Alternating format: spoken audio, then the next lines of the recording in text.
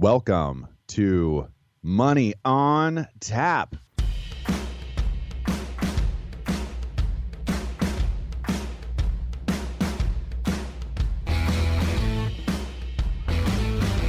Money on Tap, your personal finance headquarters, where we bring out the professionals' experience and some fun in what we call three-dimensional investing, utilizing insurance, brokerage, and fee-based planning. That's what we do on this show. We look at all sides of the issues, and we bring a fully independent planning perspective to the table. Welcome back. You're listening to Money on Tap. You can reach us at 855-226-8551 or info@yourmoneyontap.com. So glad to have you aboard today with us. We are going to be talking about rolling the dice on your pension. It's a big world out there, and that P word, that pension word. And there's a lot of interesting news for us to cover in this topic. But before we get going that direction, Ben, Dan, how are you guys today? I'm doing good. Yeah, excited about the show. It's it's a little bit scary, but I think there's a lot of good information that everybody who is a participant in a pension needs to hear, specifically municipal ones. But regardless of what you hear today and what you go find, and hopefully we can encourage you to look into that program for yourselves.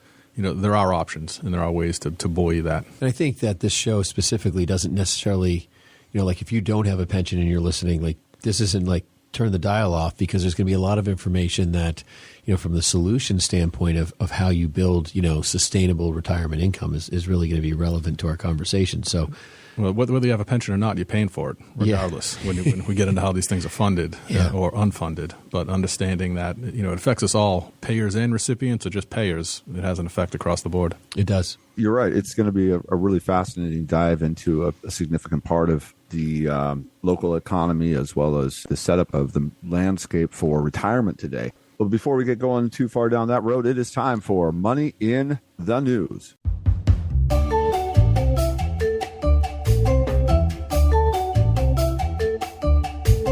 We got here first up, this is an article from Aditya Ganguly from Bonzinga. It's a look at the startups Jeff Bezos has invested in this year.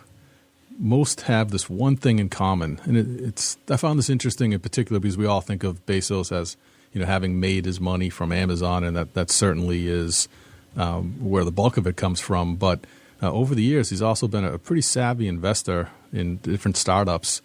He was an investor in Google back in 1998, and he put $250,000 in at that point in time, which is worth $3.1 billion today.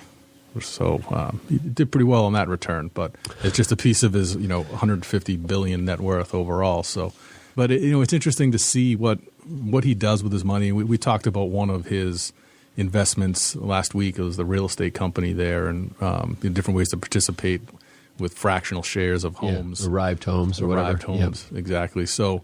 Which was an interesting take, not something we necessarily advised or advocated for. In fact, Ben said, run for the hills, don't even think about it. It's just interesting to see. And the list that this is just the companies he's invested in here in 2022. So, he's been doing this since 98, so he's got a long track record and many companies invested in. But it kind of covers the whole gamut of what's out there, and that I found to be the interesting part here. He invested in Overtime Sports, which is a company that distributes sports media and digital sports reporting through different social media platforms. Real World, which is a New York-based startup that aims to simplify adulthood, which is kind of interesting in its own right, but it helps. I haven't seen anything simple about adulthood yet in my life. I'm interested in seeing what really is. Maybe there's something we can all learn there. That should probably be a theme for another show. But Arrived Homes, we just talked about. Stark Bank, which is kind of a fintech company down in Brazil. Outgo, which is a freight tracking company, which you can see, these days with all of our supply chain issues, probably a lot of interest in something like that.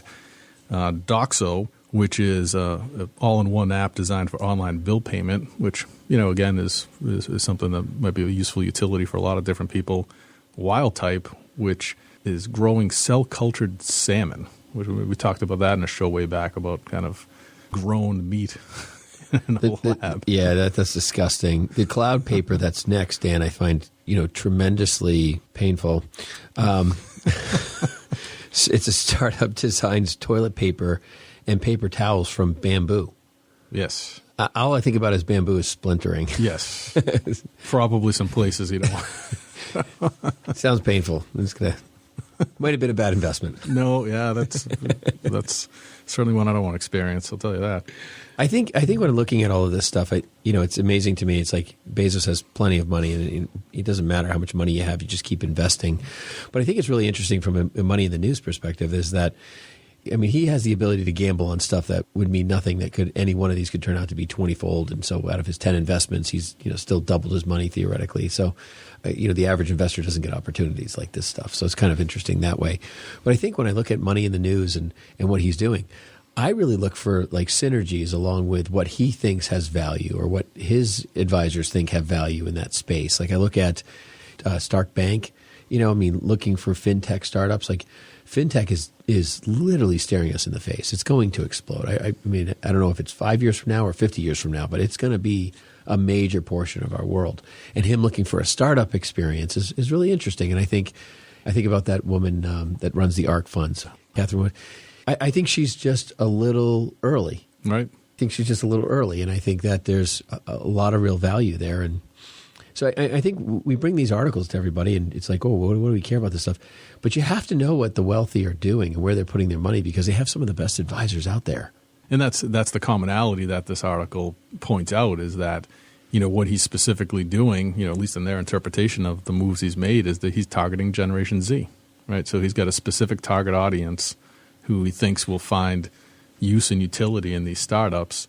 And because of that, he's investing in them. He thinks, for whatever reason, whatever the driver is that there's this ongoing wealth transfer, and these are going to be the people who inherit the world and have the money to spend. So he's putting his wallet behind companies that are going to be attractive to that group. Yeah, great article. I had a lot of fun actually reading through it. And one of the things that adds so much value, I think, here is when you take a look at Bezos, he comes from the private equity world, right? He comes from that investment world, but then he also was a startup guy. He did that with Amazon, the story out of the garage, and mom and dad's money. And that's how it started, this story. I did not know that he was an original investor in Google. And one of the fun things to look through here was, again, that real world. I actually spent some time looking through that because I thought that was an interesting idea of younger generation maturing and really needing a playbook. And there was some 90-some different playbooks that they had there, depending on, finances around different solutions or, starting a family. All these different playbooks that they were bringing to the table. Next up, guess what, folks? We're back into this real estate question here, which is, are you in, are you out? Well, I'm an aggressive buyer of income real estate, billionaire says, anticipating a lot of inventory this year. Article by Mark Gilman. Thank you very much, Yahoo Finance, and bringing this to the table. As I read through here, the question of, how to invest in real estate was really addressed because, coming through such a huge rise in the residential real estate world, people are wondering, is there still an opportunity here? Yeah, no, I really think it's interesting. To add to this article, I think it's, home loan rates have doubled in 9 months. That's just never happened before. It's just astronomical how fast things are moving. And to kind of think about, real estate in general and managing the rates and the complexity of it. And, we talked about REITs last week and, the real estate investment trust space, because it's a wonderful income play. And you really got to know what you really have to understand the underlying rate associations that you have in a lot of real estate programs, because some are just floating rates. Like they might have bank loans for hundreds of millions of dollars that just move with whatever the rate is each month or each day based on whatever LIBOR or whatever, program that they're basing their rate, foundation off of. So I think it's really important that you understand that underlying principle of how it is. Some companies have 5-year fixed, and they're still enjoying that. So there's still going to be some really strong revenue, but what's a reset going to look like and how is that going to impact your income? That's one thing is I am very positive on real estate because I think that's really where there's a lot of opportunity for people to really build income personally. But you really got to make sure, buyer beware, where you're actually allocating those dollars to make sure you're not buying something that's going to be underwater. Yeah, and the interview here is with a gentleman named Cardone, who was he was undercover billionaire on Discovery Network, and he's really specifically lays out a couple things that he's targeting here. Specifically talks about REITs kind of in the non-residential sector because he thinks that they remain undervalued and will produce steady income. But he also talks about homeowners in the residential space that own more than 1,000 properties, right? So this is a very specific kind of segment out there, and he talks about Redfin and OfferPad Solutions, and Zillow tried to get there, but their program kind of fell flat when they were, if you recall that, they were offering to buy sight unseen anybody out there essentially, and that just really didn't pan out for them. But what he's seen as a trend here is two things he's looking for is, of these companies that own 1,000 or more units, they've been buying up the last 2 years 3% of the available homes, and his rationale or what his underlying thought there is that they're going to scoop these up to rent them because as mortgage rates rise, the community of available buyers who truly can afford to buy is going to shrink, and therefore they're going to be forced to rent. And so he wants to, he's targeting companies that will have they'll have all of the surplus inventory to be able to rent it. Right. And the other thing he's looking for is, for people out there who have, bought into kind of flip projects, at taking on the arm, the variable rate, thinking they'd have a quick move and have rates spike behind them, they're going to find themselves underwater in their own little flip scheme, and they're going to need an easy, quick exit. Yeah, absolutely. Next up, we have inflation rose faster than expected in August, keeping prices painfully high. Fox Business by Megan Haney brings us this article that really is, frankly, I laugh because I'm like, we know. I'm looking forward to a week without this story. That would be nice. I know. Well, I mean, it's just if Fed just raised rates another 0.75 of a point, they're getting aggressive, and they're saying they're not going to stop until it's mitigated. I mean, that's kind of a scary statement. I mean, that's like saying, hey, recession's in the foreground in front of us. Yeah, I mean, we're counting on them, unfortunately, to resolve a problem that they didn't understand was coming. That's a scary combination there. I think the scary side of that is that they're supposed to be forecasting, and this caught them by surprise. I was like not really sure I count on their forecasting moving forward. I'm not sure I believe that caught them by surprise because I don't know who out there was looking at the way money was going and getting printed and wasn't saying, well, this is the way that there's like 10 speeches. There's 10 speeches of either between Biden and Powell long before, a year before, saying that we're not going to be having the inflationary thing. It's not going to be out of control, and they all knew it was. Yeah, I mean,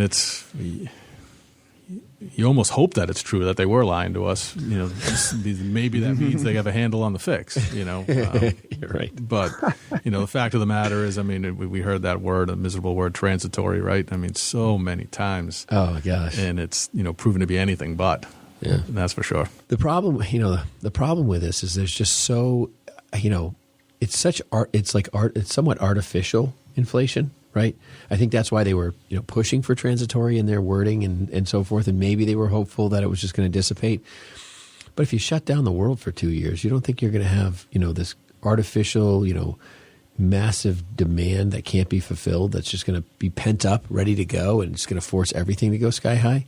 I mean, throw on top of that the trillions of dollars they just kind of threw into the market that, some went to use, some sat in bank accounts. I mean, you mean 10 trillion? Yeah. I mean, who knows, because it continues to go, right? Right, and people have the money to spend on top of the inflation, so therefore it continues to inflate.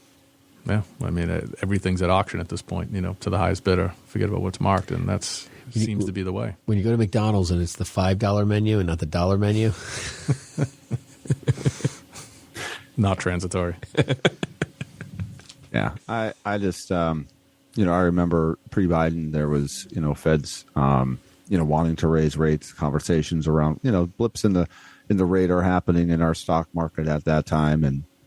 And the economy really doing so well that, my thought at that time was it just doesn't make sense for them not to start while the economy is, has clearly recovered and is doing incredibly well, to start doing some of this activity. And then we, roll into, COVID. It's like, well, hands are tied, folks. Nothing we can do except for start printing money here. So we'll see what happens. This is going to be interesting. I don't know what to tell you, but we'll come up with a name for it. Transitory. That's what we'll do. Yeah. The one thing that came out of the article that seems like it might be good news is, although things continue to be rampant and increasing, the rate at which it's increased is kind of flattened out a little bit.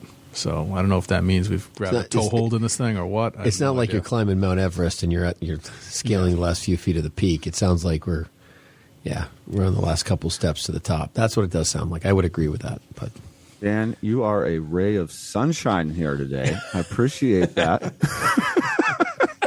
Folks, you're listening to Money on Tap. You can reach us at 855-226-8551 or info@yourmoneyontap.com. You know what? I think we're going to come back here in a couple of minutes. I'm pretty sure that's the plan.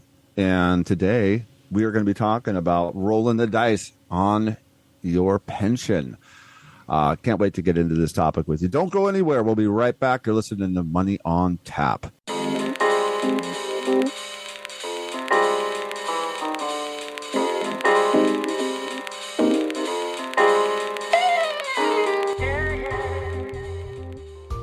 Do you have an annuity? Do you understand exactly how it works and when to use it? The likelihood is that you don't, or maybe you bought it a while ago because at the time it sounded like a good idea. But will it accomplish your goals? We are here to help you. Contact us about a free annuity review and learn what your annuity does, how it works, and how it can best help you with your retirement goals. It's absolutely free to you, and if there's a better way for you to accomplish your goals, this is a great way for you to learn about those opportunities too. Take the time to get educated, get empowered, make your retirement a success. Call us at 855-226-8551 or info@yourmoneyontap.com. You can reach us at 855-226-8551 or email us at info@yourmoneyontap.com. And now, more Money on Tap with Ben, Seth, and Dan.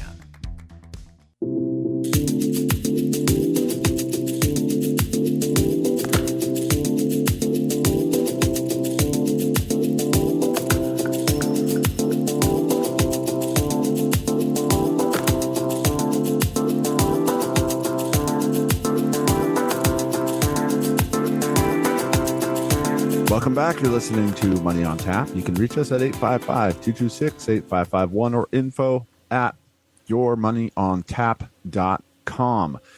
And today we are talking about rolling the dice on your pension. And there's not everybody has a pension, and we realize that, but there's still a good chunk of the market or the retirees out there that have access to these and are relying or in some part depending on their retirement to be provided through a pension. And if you're unfamiliar with what that is, we'll get into a little bit around that. But right now we're going to actually start talking more about specifically the state of New Hampshire and there's an interesting story developing in New Hampshire, and it's been developing for a while. Why don't you go ahead and take it away, Dan?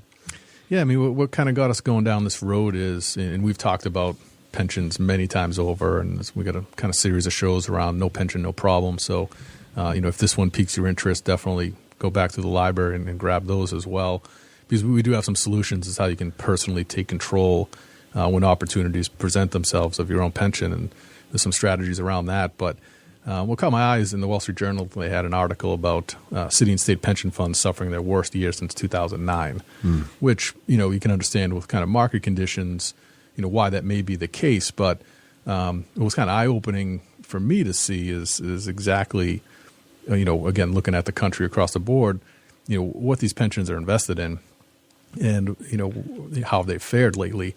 And, from June 30th to June 30th, public pensions have lost a median of 7.9%.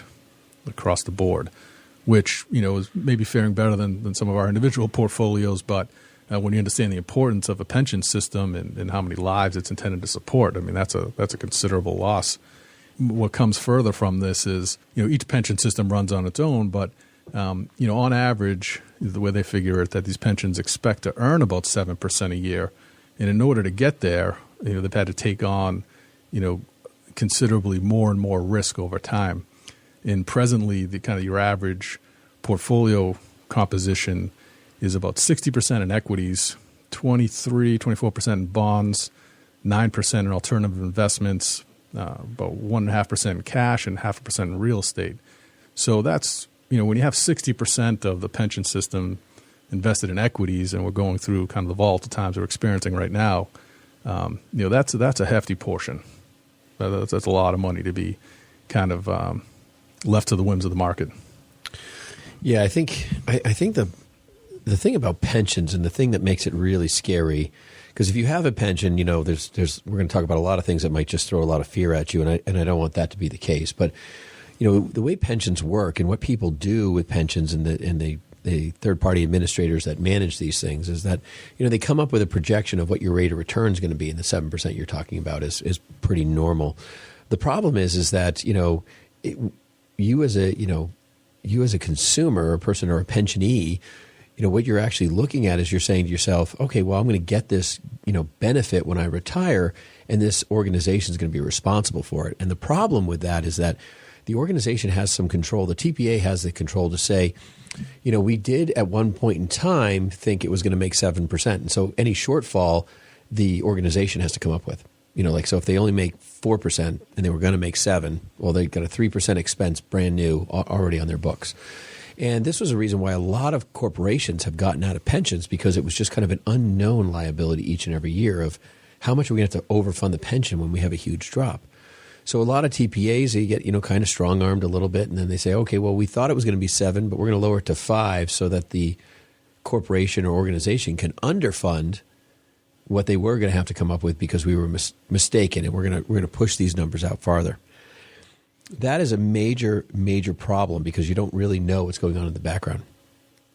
Most of the legitimate pensions do keep their numbers square, and they try to do that, but then they start taking on more and more debt, and that's really what a lot of the problem lies in. One of the things that I thought was interesting is last year pensions did 27%. I mean, it was just crazy, great numbers and so forth.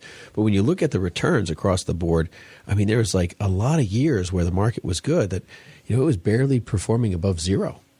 Because some of their allocations are just so strong. I mean, when you're looking at the average pension system being about 25% in bonds, and bonds have been, we have talked on this show 1,000 times over, literally an anchor dragging behind a boat that you're trying to move forward. It's extremely difficult.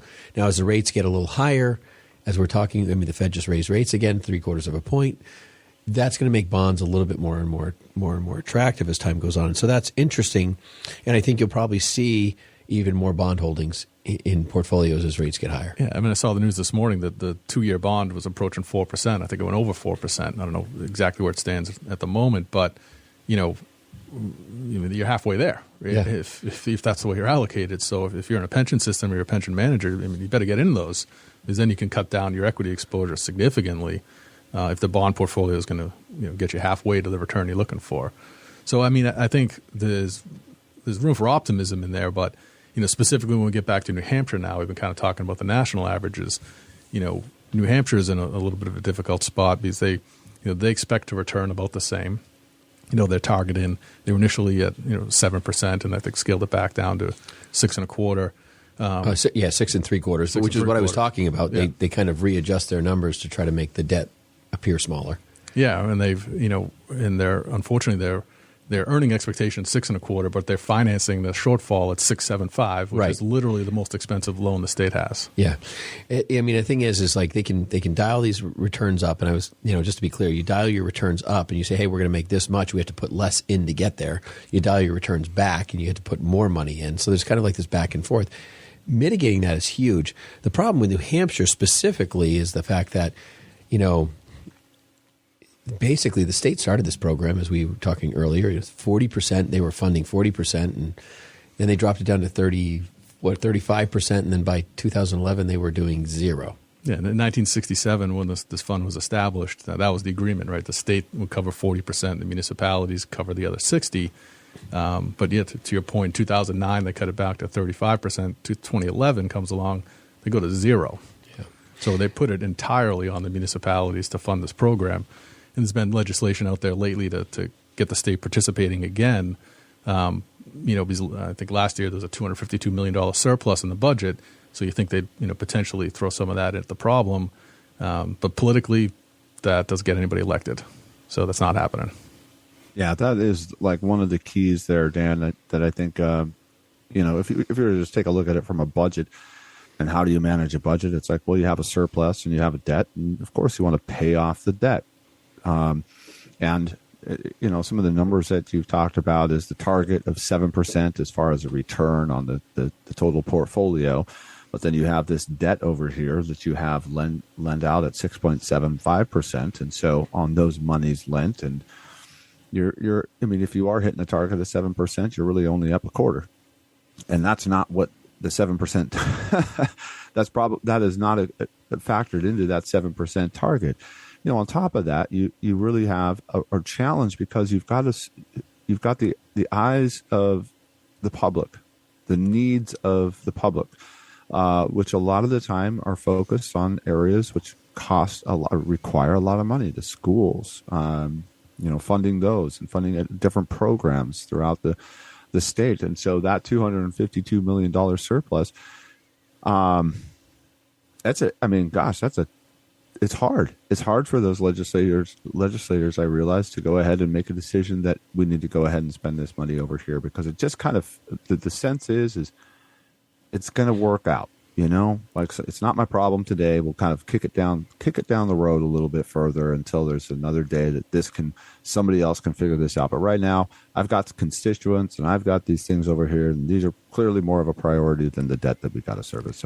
And where a lot of that money goes is to the kind of more politically popular causes, right? So they, hire more police and firefighters and fund the school systems better. And, we're all advocates, I think, for all those things. And, Ben and I have had kids in the school system. Well, you could probably use a few cops over there, but I'm not sure anybody wants the job. But the challenge is how that kind of is a double-edged sword for when you consider in the pension system is that, police and firefighters, by the nature of what they do, they, number one, earn overtime, which affects their pension payouts down the road. And they have the opportunity to retire after 20 years of service. Now they've increased that to 25 years in, minimum age 52. But there's lots of police and firefighters on the books now receiving pensions. In fact, 93% of the pension recipients over $100,000 a year in the state, come from those jobs. Yeah, and I don't think, from a standpoint of our appreciation for the service that these guys do goes unquestioned. We, love and appreciate each one of these people who put their life on the line every day. So this isn't the point of the conversation is not to bring that up, but to understand that we have a liability and, we've got to fund it and we've got to deal with it and we've got to address it and we've got to figure out how we're going to manage through this, because New Hampshire, I believe, is one of the top 10 most unfunded pensions in the country. Live free or die. I guess so. Living true right through the pension side of that piece. But, where we really need to focus is, if we're, like you said, 20 to 25 years, if it's 25 years, if it's XYZ, it's like we could actually hire probably more police officers, have less overtime, and have a better pension system and better protection. It's possible. Yeah, when you look at it, as an average across the country and then, at the state level, each one of us, the portion of our personal income, this stat goes back to 2019, but, in the state of New Hampshire, almost 6% of our personal income is, would be directed to cover the unfunded liability here, right? So on top of the taxes we already pay in whatever municipality we live in, property taxes and all those things, which are essentially the only funding mechanism for this pension issue right now, that equates to about 6% of all of our earnings. So as I mentioned in the open, whether you're due to receive a pension from the state or not, we're all participants in this program. it is one way or the other. It's either costing us or we're paying or you'll be receiving it. But we're all involved. Well, I think it's interesting too with the towns and what they have to put out too on top of our kind of local government requirements. So taking all of that plus what we're responsible for as a state, we'll talk about that next, I guess. Folks, for listening to Money on Tap, you can reach us at 855-226-8551 or info@yourmoneyontap.com. We are talking about rolling the dice on your pension. We're going to take a quick break. We'll be right back. On this Cliff Notes edition of Money on Tap, Ben and Dan discuss this recent headline. It's like Airbnb, but for renting your pool to strangers. Things don't always go as planned. This is from Sarah Ashley O'Brien from CNN Business. So this article is really hilarious. So this guy, Chris, which they don't disclose his last name, was surprised when some woman pulled up to his house and asked if he could move his car because she believed she booked his pool for the night to rent. And it's called Swimply. Yeah, some way to make money on the side during the pandemic or, as things are kind of getting tight with inflation. The whole notion of renting your pool, which I have an above-ground pool in the backyard, and I'd never thought of it, until this came up. And after reading this, I probably won't do it. But, yeah, it's a kind of an interesting idea, interesting model, a lot like Airbnb. The way it works is that the pool owner can set their own rate, whatever it is that they want to rent it out for. They can determine their own rules and hours and capacity and all those things. And it's a 15% cut that goes back to the company. It was funny because there was other people that started pulling up after this lady, so I guess she was holding a real pool party. Thanks for joining us for this Cliff Notes edition of Money on Tap, with great tips from the pros in three-dimensional investing, utilizing insurance, brokerage, and fee-based planning. We appreciate you listening to Money on Tap with Ben, Seth, and Dan. You can contact us at 855-226-8551 or email us at info@yourmoneyontap.com. And now, more of this week's program.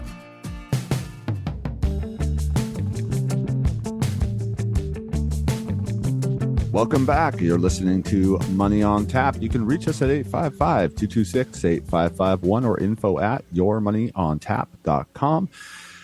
Today, we're talking about rolling the dice on pensions. There is a lot more risk out there than people realize when taking a look at the pension world. And Ben, you were really kind of leaving off there with how state of New Hampshire's pension is one of the top 10 underfunded pensions.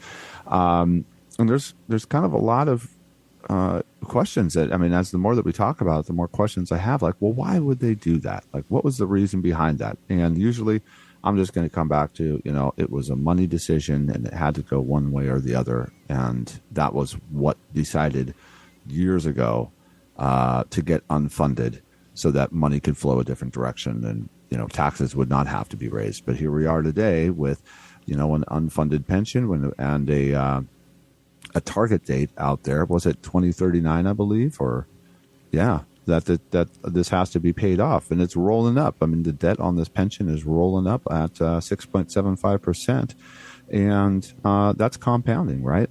We understand how debt works and compounding of debt, that snowball effect, and trying to take a look at some different ways that either you as a consumer can be aware of what's happening inside of your pension and around your pension world, or even as we like to be active or proactive around creating a pension. And I think that's one of the things that we'd love to try to, where we'd love to try to land the ship here with you folks is getting through some of this, is understanding you do not have to just you don't have to stand by and just watch other people make decisions for you around your future. Yeah, that's kind of what we're talking about here from a couple different levels. This is definitely a two-sided coin, right? So, as the, as representatives of the state, of voters of the state, we have, the towns are just getting hammered with this, and it's hitting property taxes. And then you have 18% of this unfunded liability is held by the state itself directly, which every taxpayer is also paying, we're going to be dealing with. So this is not a small deal. And then frustratingly, having a $252 million surplus in revenues this year and nothing going towards I'd really like to have a more sound financial scenario, because if we don't spend that $252 on the debt we do have, we're going to create new obligations, and in my pessimistic attitude of this, that's going to be spent on, and it might be a skateboard park.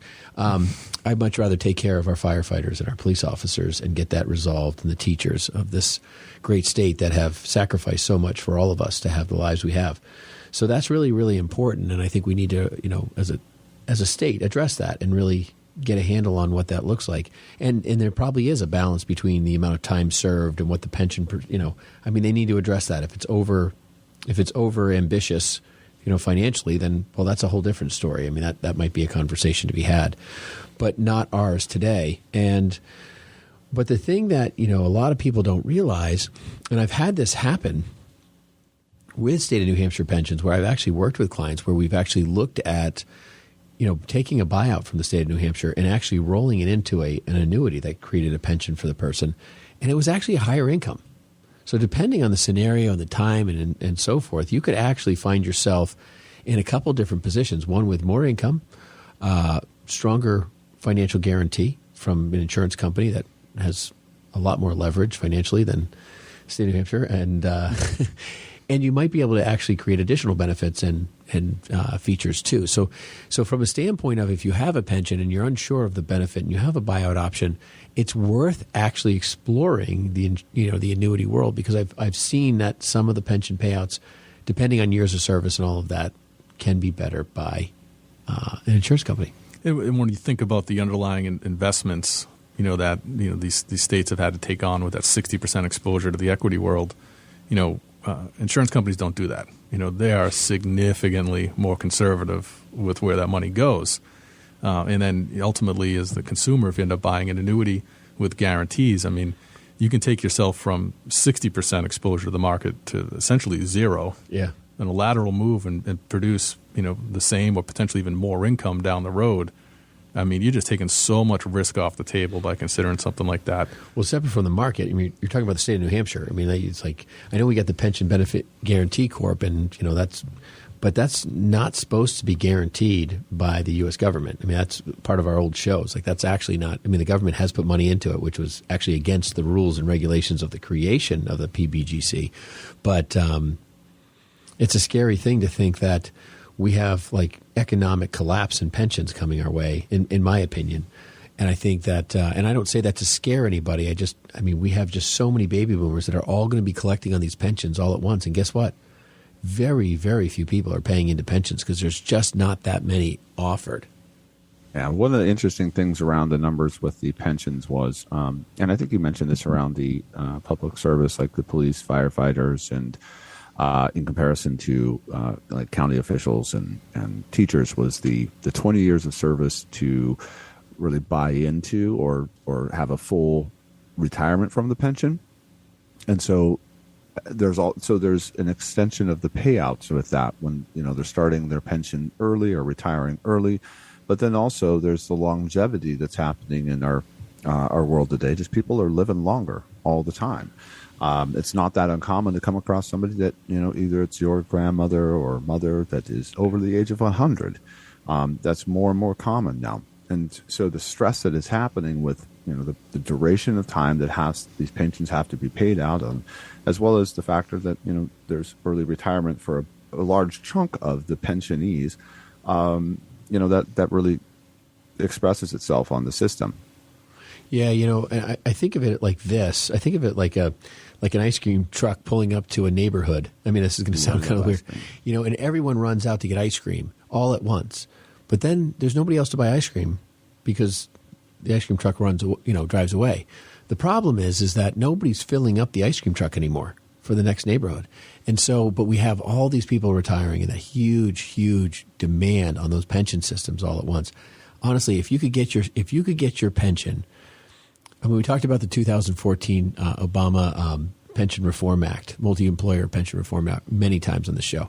The idea that you can actually change a current pension in payout to a lower number has happened in this country many times to a lot of people. And that's something that's scary. Now, it hasn't happened to the single employer pension side, but, just wait till that demand at the ice cream truck is so large and everyone's out of ice cream and you're the last person in line. That's the problem we're facing in this country, and we don't have enough people in China making ice cream for us. So, that's the overwhelming problem that we're facing. And if you can shift laterally, even laterally, or if it's even below lateral with additional benefits, like a spousal continuation that's higher. It might be a different type of lateral, like where you get joint income for life, but it's higher than the joint income at the state.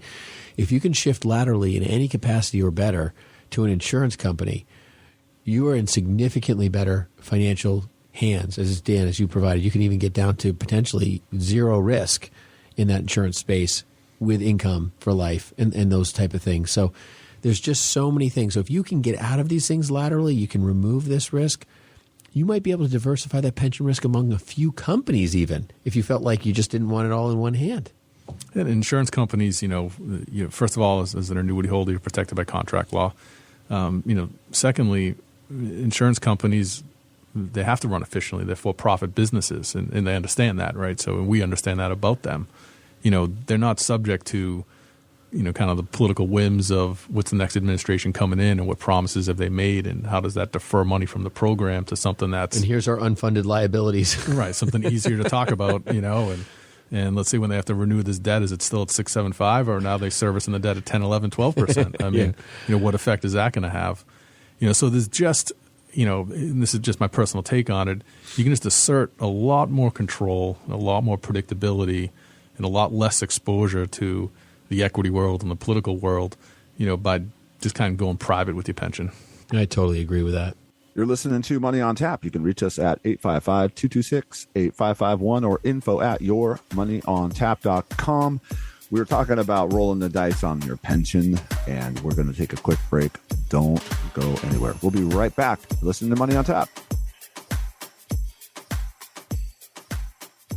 Call us today at 855-226-8551 and get your free consultation with Ben Brayshaw or Seth Krussman or any one of our partners and find out what's going on in your plan, your estate plan, your financial plan, or what you're planning at all, if nothing.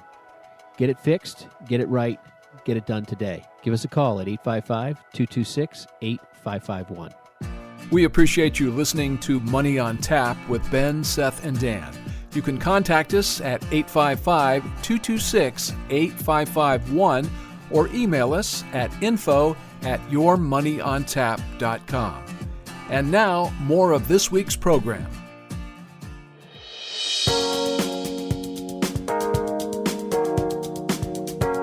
Welcome back. You're listening to Money on Tap. You can reach us at 855-226-8551 or info@yourmoneyontap.com. Hey, we want to also just thank you.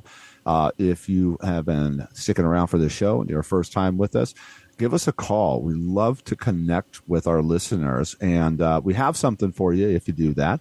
Again, the number 855-226-8551 or info@yourmoneyontap.com. And we're talking about rolling the dice on your pension. And the topic is one that we've had lots of pension conversations. We're retirement planners here at Brayshaw Financial Group. That's what we do. We have this podcast and radio show called Money on Tap. Really the goal for us is to just try to elevate the conversations that we're all having around finance and three-dimensional investing. That's what we do, taking a look at all sides. Pensions are a big part of that. And when we're taking a look at a big part of the financial landscape and so many people out there that are looking down the pipe and saying, I'm going to retire and my pension is going to cover a huge chunk of this for us. Well, you know what? The truth is that they're a very, very stressed system out there. And New Hampshire is one that we've been talking about. But folks, that's not it. I mean, it's all across the U.S. We can take a look at a map here and see Alaska at, pension debt of 16.3%. Right, unfunded pension liability there.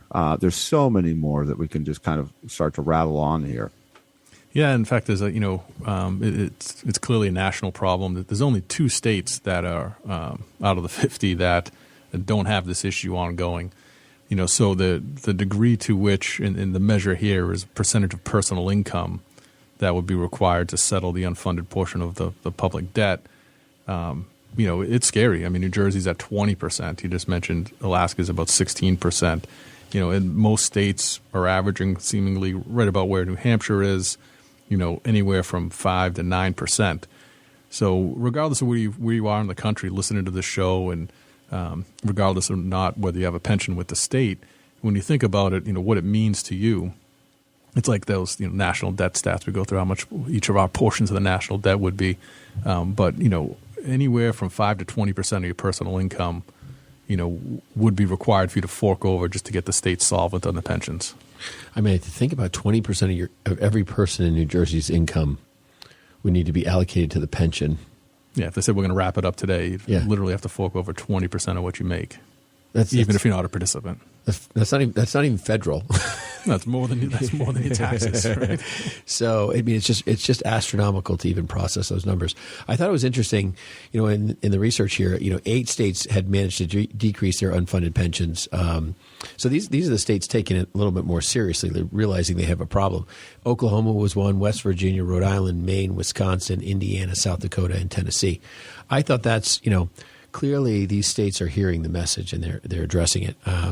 Saddened that New Hampshire's not in that mix for sure, but it is. It's a national problem, and so as a podcast, we're heard across the country. We've got 12 offices in 8 states, coast to coast. Where we've got clients all over the place. So New Hampshire is obviously where our headquarters is, and it's a big focus for us. But we know the problems that are out there, and for our listeners, understand that everything we've spoken about with New Hampshire is pretty much broken in every state. Yeah, I mean, we get a lot of folks in Massachusetts, and then they're coming in at 7.9%, right? So, and this is just one way to measure that unfunded liability, and there's probably a million different ways to look at that. But the fact of the matter is this issue exists, and we're all paying for it in some form or fashion because these states have to service that debt. And I think for our listeners, there's just so much concern about building a retirement. Retirement is all about building a foundation financially, and we talk to people about that all the time. The idea that you build enough financial resistance that you can cover your base, your core, your necessities, and people allocate their pension to that. And that's a very good, healthy thinking. I really applaud that thinking. Problem is if pensions didn't have such a scary, rocky road ahead of them, and then the uncertainty that you might be in the middle of your pension 10 or 15 years from now and all of a sudden get a letter in the mail like some people already have with that, the Obamacare bill, on that piece that, hey, your pension's now cut in half, because that's actually what's happened for people in this country. And you think about those things, and those are scary conversations. So it's another scary conversation is Social Security. Like, what is Social Security going to look like in 2034? Literally where I was just about to go is, it's kind of an old school planning concept that we all grew up with, but the 3-legged stool, right? Yeah. So you get your Social Security, you get your pension, and then you get your personal investments. Well, 2 of those 3 legs are about to get a lot shorter. That's going to be a wobbly stool. Yeah. And you don't know which one's going to wobble the most. So I think shoring up, it's easier to balance on 2 legs than 1. Yeah. So, so I think, shoring up that pension piece is really something that, and the other thing is folks, you've got an opportunity right now. The opportunity is that a lot of these pension companies want to dismantle some of this liability. They want to get rid of it. So they're offering buyouts. Why do you think they offer you those buyouts? They think that if they give you enough cash, they can get rid of the indefinite amount of income that you would be collecting. And if we can transfer that exact same risk and give you back the exact same opportunity, and you don't have to worry about any of this unfundedness, all this craziness, and go with an A-rated company, that kind of thing, like really have some strength behind it, it is worth it. I mean, considering what these states, on average are paying to service this debt, right? They should be giving you a bonus to get out of the system. It would only be cheaper for them. Right. And some of them theoretically are. And I think over time, I was actually talking to somebody one time many, many years ago who had a pension from a big tech company. And he said he didn't take the buyout at first. And then he got another buyout and didn't take it, kept collecting the pension, and then he finally got a thing where they were just terminating the pension. I can't remember exactly all the details. Or maybe it was the 3rd buyout. And he was telling me, he's like, you know what, every time I get this, I literally am like, why didn't I take the first one? And I remember that conversation with that person, and I was just, we were able to transition, get him a lifetime income, and it worked out really, really well for him. So it's not without opportunity. A lot of people think that they're kind of running into a hole, and the truth is the quicker you can run away from that hole and get some help, get some action, the better off you're going to be. Yeah, I think it's, when an opportunity presents itself to assert control, even if it ultimately is not the move for you to make, this conversation around whether you do or you don't, has to be had. And you need a professional to help you make that decision. And regardless of whether it works out, maybe staying in the pension is the right move for you. But just presuming it is and filing that in the Circle file when you get that offer is you're really letting somebody else roll the dice with your pension. And this is not about us. I mean, call anybody. I mean, if you don't want to give us a call, that's sure. Totally fine.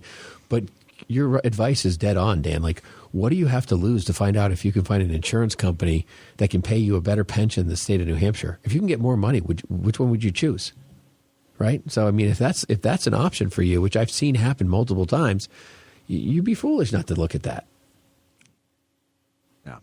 You guys, you've brought up so many interesting conversations, some books that I've read lately. Grant Cardone was part of our conversation earlier, and how he's looking at investing in real estate, at picking up assets because there's adjustable rate mortgages out there that are starting to turn over and the rates are going through the roof, and these investors are looking to get out. So he's looking to pick up those properties. And it's a billionaire mindset, folks. And it's an interesting perspective to have. And one of them that he talked about in his 10X rule book was a very similar story around a company that was downsizing by 50%. And they gave the employees an option of a significant buyout. All right. Or they could just wait and see what happens down the road. And if they were to be let go, then they would just get, a severance. Huge difference in money there. Huge difference. And the majority of the people took that, stick around, see what happens mentality. And then all they got was a severance if they weren't, held on to. And that's a lesson for us to just take a look at that. How do we process? How do we think? What are the opportunities? And if you have a pension out there, like Ben was talking about, take a look at the numbers, get curious, ask the questions, bring it in and see what your options are. None of those things are going to hurt you to try to understand better. They're only going to help you. You don't know what's available until you start to ask the questions and start to look. And anyways, that was my biggest takeaway. How about you?